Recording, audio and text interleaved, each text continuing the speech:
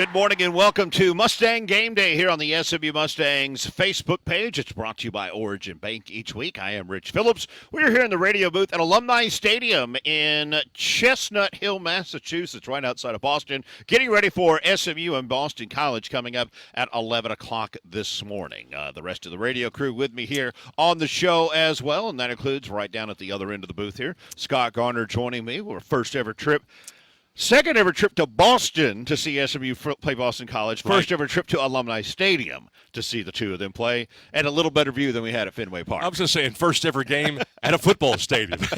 Yeah, Fenway was a little bit weird. We were calling that thing from the home baseball press box, the booth, and we were right in the end zone, like literally in the end zone. We were at home plate. What are you talking about? That's true.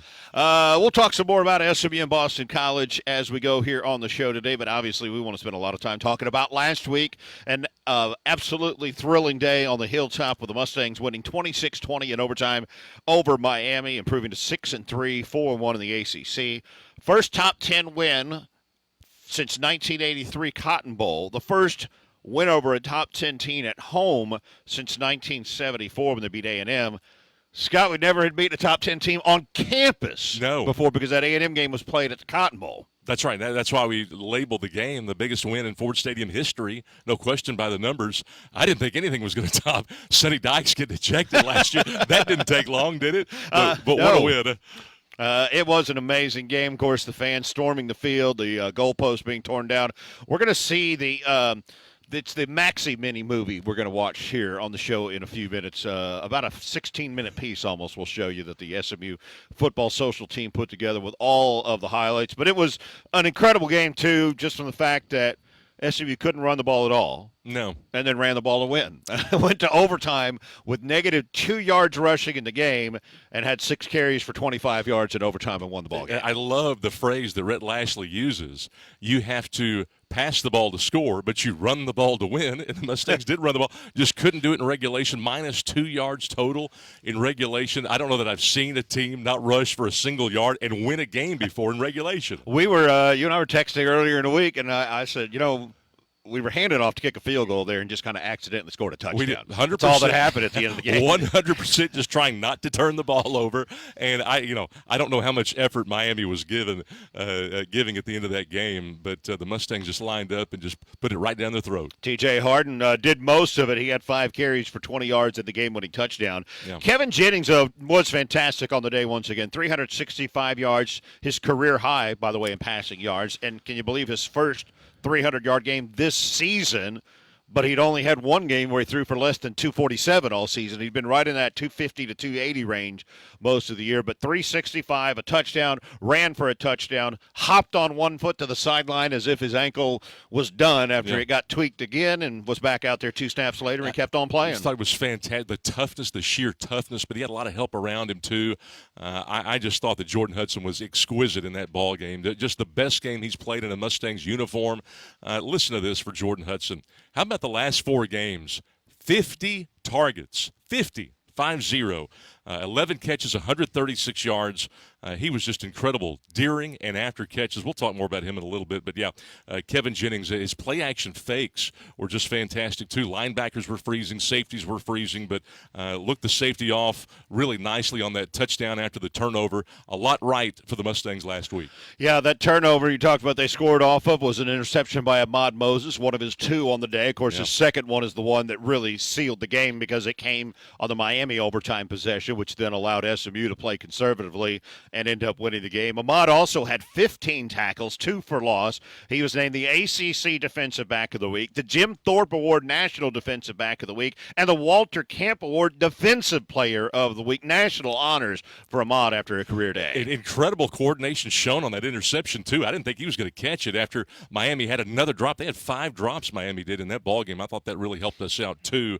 They had a lot of unforced errors, but Rhett Lashley, after that game, talked about how, Ahmad was in our first recruiting class, never left, And you have a day like that, he's going to remember that the rest of his life, and we will too. That was just an amazing performance. But aside from the 2 picks, you mentioned it, the 15 tackles. How good was he in run support, getting down in the box? And then when he was on an island, I don't think he missed a tackle the whole game. Yeah, and a lot of his it wasn't like this, he plays safety, but it wasn't like he was making all the tackles 20 yards downfield. Right. His run support, especially a lot of those tunnel screens and bubble screens that Miami ran, he immediately burst to the line and was there to make a play. And we've improved in that area so much. You're exactly right. It wasn't as, a lot of times the safety gets 10 tackles, and it's like, he was having to make that 10, 15 yards downfield, but that wasn't the case. He was running the alley, and when he got there with an attitude, and again, the form tackles, just the sheer tackling in general by the SMU defense, but Ahmad was really special Saturday. Overall for the defense, how about a 4th and 1 stop? That's 7 this year that they have made, and it's 9 of 4th and 2 or less that they have made. And in another series, it wasn't a 4th and 1 stop, but late in the first half, Miami had the long punt return that went all the way down to the SMU 9, and Brandon Miazono gets a pass breakup as he blows up the tight end at the goal line on 3rd down. Yeah. And that play right there is a 4-point play because they wound up kicking a field goal instead of scoring a touchdown. Yeah, the Miami offensive coordinator talked about how SMU is oddly good in short yardage because Mustangs give up so much in the passing game, at least by the numbers you look at it. 300 total yards a game. That's 133 out of 134 teams. But you said it a number of times. We're better on 4th and 1 than we are 4th and 20 sometimes. Boss at Clemson. Yeah. Stop 4th and 1. Gave up a touchdown on 4th and 21, so we'll take 4th and short. Today we are at Boston College, 4th ever meeting between SMU and BC. The Mustangs winning 38-28 at Ford Stadium last year. Kevin Jennings threw for 298, 3 touchdowns. Grayson James made his first start of the year for Boston College in that game last year, threw for 237 and a score, ran for a touchdown. He's a Duncanville guy who started 2 games a few weeks ago, then came off the bench last week against Notre Dame. He'll be the starter here this afternoon for Boston College. He will be. Nobody's surprised about that. He throws better. The problem that he's had is that he just hasn't played with a lot of poise. He threw a ball falling down last week against Notre Dame in a 1-score game into coverage that got picked off late. I mean, these are just things you can't do as a quarterback. So one of our keys this week is to get pressure on him because he has struggled to make good decisions. But as far as BC goes, the problem that they've had, too, is they've got 32 explosives this year, but they've given up 54. They are minus 22 in explosives, and they have struggled because they can't get pressure on opposing quarterbacks. So what happens is they end up going with these exotic blitzes, which ends up they end up with man-to-man on the back end, and they've struggled to cover with undersized corners. They only had 2 healthy cornerbacks last week and only 4 healthy defensive linemen. They've struggled with injuries and struggled covering. They've had upwards of 20 players suffer injuries at some point this year on the defensive side of the ball. It's all part of why they are 1-8 on the season, and their one win was the opener against Fordham. They've lost 8 straight since. But what was so weird when you watched them last week against Notre Dame, they played so hard. They gave them everything they had for 3.5 quarters. And they think, well, that's why Bill O'Brien did what he did in the post-game press conference and why this team has played like they've played, because they've kind of taken on the personality of their coach, regardless of what you think about that coach. Some of us know what you think about that, Coach Scott, by the way. It is SMU at Boston College, 11 o'clock this morning here from Alumni Stadium. We'll have the radio broadcast beginning at 10:30 today on 96.7 and 1310 The Ticket, as well as the SMU app and Sirius XM Channel 371. We told you a little bit about last week, the big win over Miami. Let's watch a very maximum version of the mini-movie.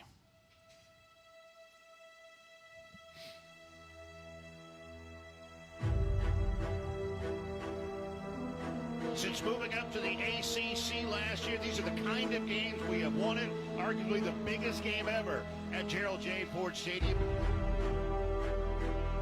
Ninth-ranked Miami here to play SMU today. A critical game for both teams to keep pace in the ACC championship race.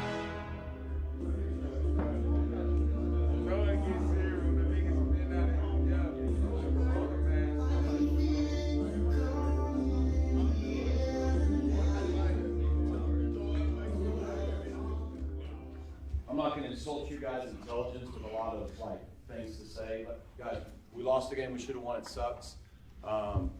We missed an opportunity. What we did do, we did win the second segment of our season. Okay, and there's no consolation. We should have swept it, but we did win. So we got better in the second session of our season than we did in the first. And this is what's ahead. And this is what we work for. It's the fourth thing on the wall. It's where we are. You're still 3-1 in the league. You control a large part of your destiny. And while we missed an opportunity last week, we have a great opportunity this week. Okay? I don't know the last time SMU beat a top 10 team, but I know this. Every guy on this team was not alive when it happened. Every single one of them. Okay, I'm down here at a girl. So tell me, take me back. It's 40-some years ago. Take me through the expectations going into the beginning of the 1983 season. All I knew was that when we played, when we teed it up, we were going to win the game. Basically, for 4 years, we had that attitude. We had had a great season, and we won all our Southwest Conference games, which led to the Cotton Bowl. There was a lot of build-up to being in the Cotton Bowl and being in Dallas, and that particular day was cold and rainy and wet and sleet and maybe even snow. We had it all. Thank goodness our defense showed up because we ended up winning 7-3, but I think we scored the second half on power left 256 option. Scoring once in that game was enough, so that was fun.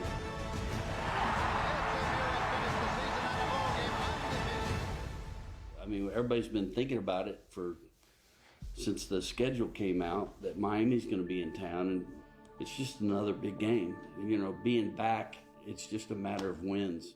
We've got the talent to win a bunch of games. I want to keep growing on that.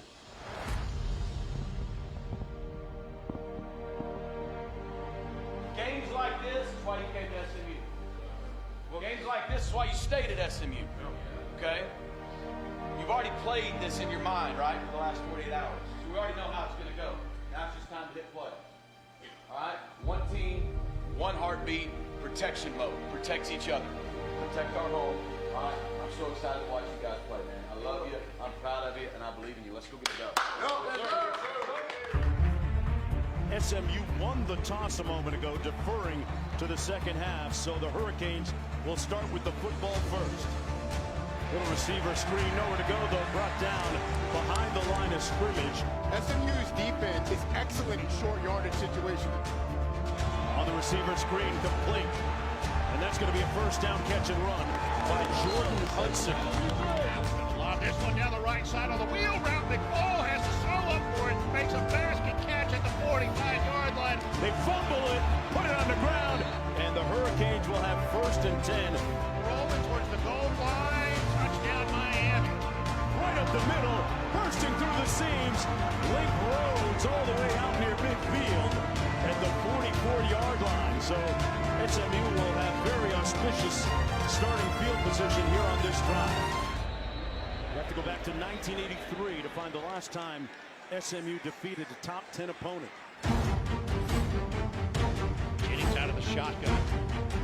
Has plenty of time. He's looking up top. Has Rudolph Wilson at the 45 of Miami. Breaks one tackle and mellow down to the 40. They'll spot him at about the 39-yard line. And the former Hurricane makes it first and 10. Beck has a man incomplete, picked up in the secondary by Amon Moses.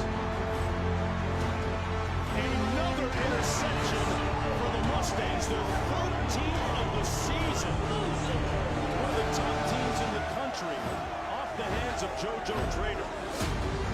So they take a shot right after.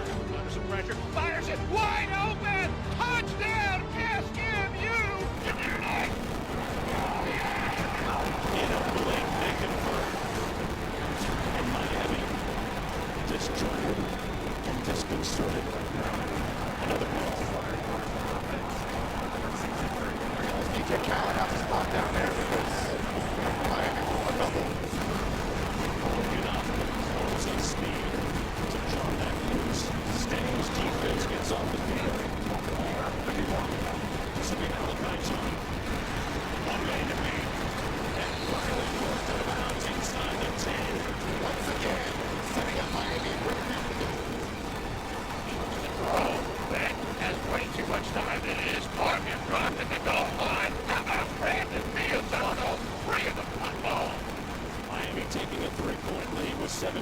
to go.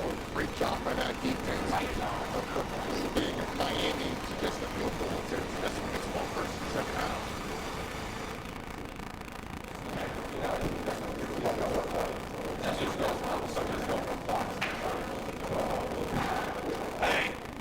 Hey, excellent job in the first half, handling the emotion early in the game and competing your butts off. Defense, we're flying around, we're being aggressive, we're containing the run game, we're knocking it out on the back end. Keep doing it. Offense, great job being explosive. Remember, we get that first down, the tempo, we can't handle it, we're going to finish drives. Hey, we get the ball to start second half, we're right where we want to be. We've already seen this thing play out. We know how it ends. Everybody with me? I can't break it down. Let's go.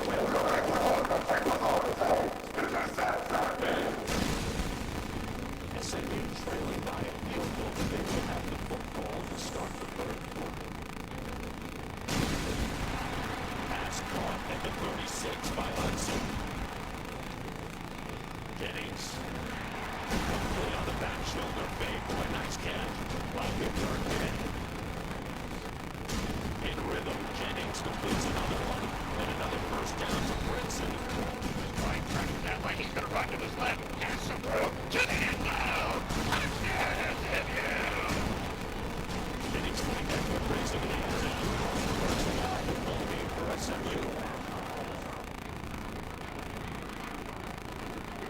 Service touchdown Bowman, and the Hurricanes retake the lead. Hurricanes going to go for it. We're on fourth down and about one to go. And he might not have got it. I don't think he got to the first down. And SMU will take over on that. And unfortunately, an injury to Kevin Jennings on this play.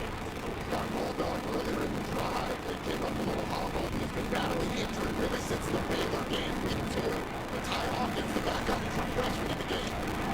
Throws it incomplete. And there's going to be a flag on the play against the Hurricanes intended for Gameday.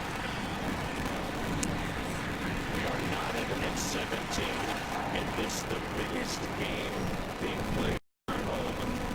1983, the top 10 opponent on homecoming weekend.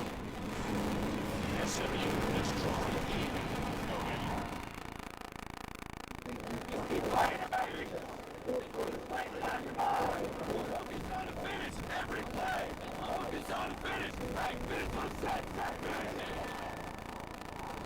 Miami Hurricanes in a dogfight right now against the Mustangs. Third and short. And they're going to stop up that Miami run game. Round with 4 to go. It was Isaiah Smith. Carter Davis took this field goal from 45 yards out. And he gives the Hurricanes a 3-point advantage.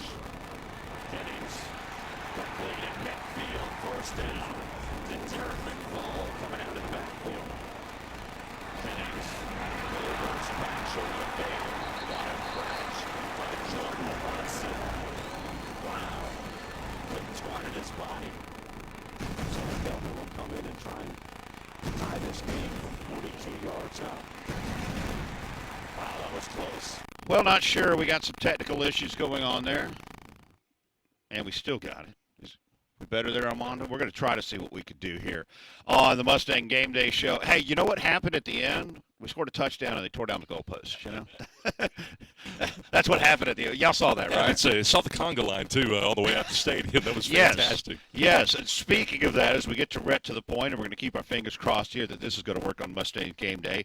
Our cuts here from SMU head coach Rhett Lastly during his weekly press conference on Tuesdays after practice, and talked about how, no, not going to do it. All right, we're not going to have Rhett to the point. You know what we're going to do? We're going to tell you Mustang Game Day is brought to you by Origin Bank. Origin Bank knows what strong teams can accomplish by working together. Origin's trusted advisors help you keep your financial goals within reach. Get the right people on your team today at Origin.bank, member FDIC. And we're going to keep our strong team going here as we bring in the third member of our broadcast crew. It is Steve Lansdale. It's View from the Sideline, because Steve will be on the sideline for us today throughout the game on the radio broadcast. And it was a very emotional day, a very high-energy day, and they need to find some of that to bottle up and use here this afternoon against Boston College. They absolutely do, and we don't need to look too far back into the past to find an example to explain your stance there, because 3 weeks ago, this team went to Clemson, got a big win over the Tigers, and came out a little bit flat the following week against Wake Forest, and we all know what happened there.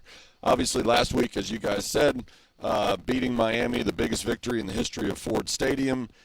They've got to be able to match that today, and it's a little bit challenging, right? Because you're going into Chestnut Hill and you're playing a BC team that comes in with a 1-8 record, and every one of these players and coaches will tell you that they're excited and fired up for this game and focused and intense and all that, but they are human beings, and so they've got to match that. And there's an extra wrinkle to this, because today at BC is what they're calling the Red Bandana game, and that is a game that BC plays in honor of Wells Crowther, who's a former lacrosse player at BC who graduated in 1999 and worked on Wall Street when the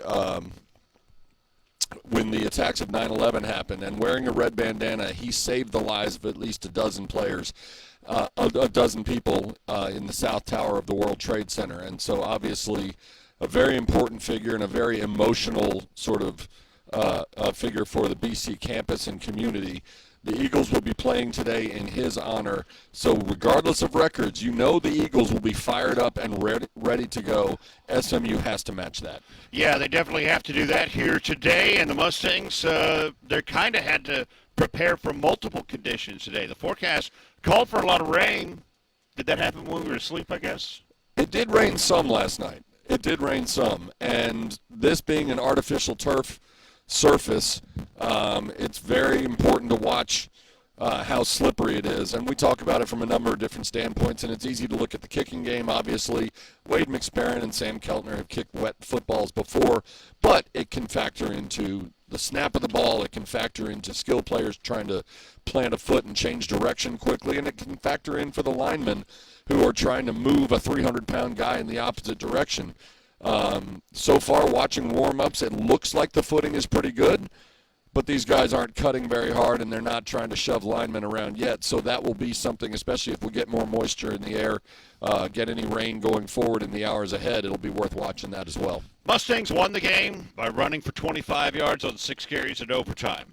They finished with only 23 net yards rushing in the game. They still got to figure out something when it comes to running the football here today, don't they? Right, exactly. And the comment that you guys attributed to Rhett Lashley about, you know, you pass to score and you run to win, well, that's important every week. And Rhett Lashley certainly puts a lot of emphasis on the running game, and they have got to, especially if the conditions get sloppy in any way, the Mustangs have got to get the run game cranked up. Yes, we all saw T.J. Harden crash into the end zone and thought about what a great run that was because it beat Miami. But as you said, there was very little running last week by the Mustangs, and that has got to improve today. Yeah, definitely so. All right, that's Steve Lansdale with his view from the sideline. Steve will be with us a little bit later here on the show as we pick some games as well on the Mustang Game Day show. Right now, time to meet the enemy. Scott Garner rejoining me here. The enemy, Boston College, only 1-8. They're 0-5 in the ACC.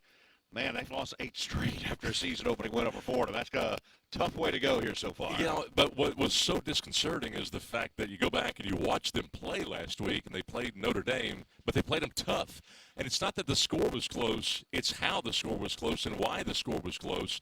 They did a great job of the run game, and when you look at it, they give up the 94-yard touchdown run. Notre Dame scored to at that point, make it a 2-score game. But save for that, they didn't even give up 70 yards to Notre Dame on the ground. I thought that was very telling when you go back and you look at the numbers. But this Boston College team, we talked about the explosives. It's been a problem. They've given up 54 explosives. They only have 32 explosives. And opponents have been kind of playing down to Boston College. The last 2 games, they've had tight games with both Louisville and Notre Dame. Louisville only beat them 38-24. You know, for Louisville to give up 24 points to this team, I thought was a little strange. And you go back, and, boy, they earned it too. I thought Boston College offensively, they were much better. And then the game against Notre Dame, 25-10 was the final score. So, yes, they've lost 8 in a row, but they're very capable of upsetting you if you don't come out here and play hard. But I thought our defense really played well and played hard against Wake Forest. So I don't think you could call that a trap game. But you've got to come out here today. You can't have a letdown. And here we are, another week without an off week, without a bye, and it just takes a toll on you in ACC play, Rich. Yeah, it definitely does. The Eagles have started Dylan Lonergan, an Alabama transfer, in 7 of their 9 games at quarterback, but Grayson James is who they are starting today. James started 2 games this year against UConn and Louisville. came off the bench last week. I thought he looked much better. He threw for 240 yards and a touchdown against the Fighting Irish. You know, Texas-born, as you mentioned, Duncanville native, lightly recruited out of high school. He's better than that. I thought he probably should have gotten a few more looks there, but he's had an up and down 3 years at FIU before coming to BC. But started 5 games last year, winning 3 of those. So they thought that they had something with this guy, but injured himself. Had a hip flexor in that Louisville game, believe it or not. But he made some great throws, great intermediate throws in crunch time last week. When the pressure was on, though, he gives up the interception. Ends up being bookended in the pocket, starts to fall down, and then throws it in double coverage. Ended up getting picked off, and they were going down to score. I thought that was a really bad play, but generally he reads blitz as well. Accurate in short and intermediate throws, erratic on the deep ball at times, does get the ball out on time against pressure generally. Struggles, though, with his internal clock. Can't field the blitzes. That's been a big issue for him and Lonergan, the guy that also plays quarterback for them that he platoons with. Good timing, though, on the deep corner throws. Too much air, though, on them at times. So he's had some issues, but he can come out. He can complete the intermediate throws and the short tosses. One thing that doesn't help, they can't run the football either, kind of like SMU. They're 128th in the nation. They average 92 yards per game. Turbo Richard has just been okay, 437 yards, 5 touchdowns. Jordan McDonald's run for 305 at a score, but they don't have anything besides those 2 guys on their ground game. It's interesting. He's 5'8", but he likes to run between the tackles, and he's pretty good at it, too. He can make something out of nothing. I thought he did that a number of times. He had a high percentage of runs between the tackles that went for 3 or 4 tough yards. So he's got a little something there. He's twitchy. He's strong, able to break tackles against Notre Dame. And if you can do that, that shows you something. But he was elusive in short yardage, doesn't wait on the hole. He will press blocks almost immediately, doesn't read a whole lot. He'll just grab it and go. For the SMU Mustangs today, they got to figure out a way to stop Lewis Bond, wide receiver, 64 catches. He's 12 receptions from 200 in his career. And the tight end, Jeremiah Franklin, is a real problem. 38 catches, 367 yards, and 2 touchdowns. They've got to cover him in the slot today. Yeah, Bond's a great route runner, perfect on the slant routes. I thought he enabled BC to move the chains 3 or 4 times. And without him, I don't know that they do in that ball game. He was effective catching and running as that number 2 receiver, the inside receiver. Not really effective in the screen game as much as they want because it was kind of neutralized with the Notre Dame speed. But, yeah, Bond's a guy that can give you some problems. And you mentioned Franklin, too, possession-type tight end, but real soft hands.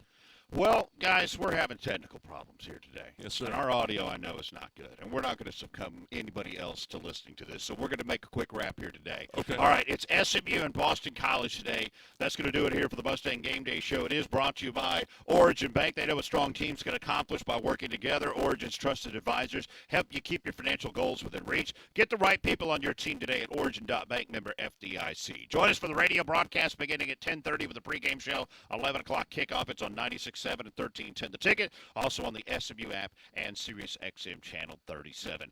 SMU Boston College coming up at 11 o'clock this morning. Thanks to Steve. Thanks to Scott. Thanks to John Smith, our engineer. I'm Rich Phillips, and let's get ready for SMU and BC.